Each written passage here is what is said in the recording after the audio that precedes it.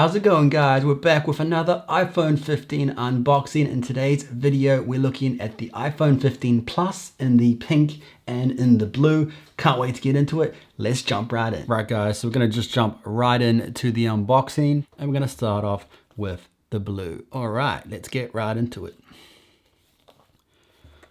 So we have the two tier pieces and we're just gonna do that as all right, guys, here we go. And there it is. We have the blue. Look at her. Wow, that is absolutely stunning, guys. Look at that. It actually looks very, very close to white. It's a very, very faded blue. And we've got the rounded edges. And we've got the screen protector. Look at that, guys.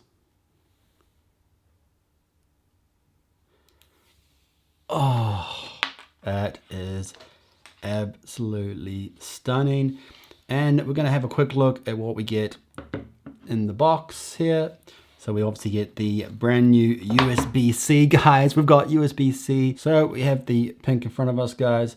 Without further ado, we're going to open this bad boy up and we have the nice easy little tear pieces here.